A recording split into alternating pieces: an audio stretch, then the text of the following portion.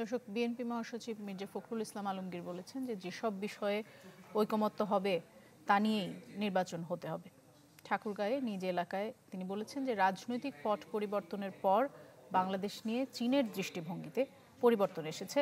আর চট্টগ্রামে আমির খসরু মাহমুদ চৌধুরী বলেছেন যে নতুন নতুন পন্থা বের করে একটি শক্তি ক্ষমতায় থাকতে চাইছে।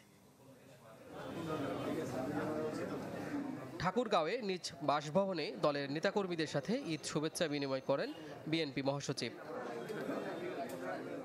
অনুষ্ঠান শেষে গণমাধ্যমের সাথে কথা বলেন মির্জা ফখরুল। বলেন, যেসব বিষয়ে ঐকমত্য হবে তা নিয়েই হতে হবে নির্বাচন। সংস্কারের মধ্যে চলবে, নির্বাচন চলবে। আমাদের রাজনৈতিক দল হিসেবে আমাদের কাজ হচ্ছে জনগণের সঙ্গে সম্পর্ক করা।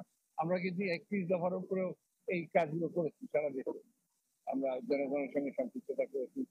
প্রধান উপদেষ্টা ডক্টর মোহাম্মদ ইউনূসের চীন সফর নিয়ে তিনি বলেন, বাংলাদেশে পট পরিবর্তনের পর চিন্তা ভাবনার পরিবর্তন এসেছে বেইজিংয়ের। বাংলাদেশের চীনের যে বিনিয়োগ সেটাও অনেক অনেক বেশি, এবং চীন কমিটও করেছে যে তারা আগামী দিনগুলোতে এই উৎপাদনে উন্নয়নে তারা বিনিয়োগ করবে। এদিকে চট্টগ্রামে ঈদ শুভেচ্ছা বিনিময়ে বিএনপি নেতা আমির খসরু অভিযোগ করেন, ক্ষমতা আঁকড়ে রাখতে ষড়যন্ত্র করছে একটি শক্তি।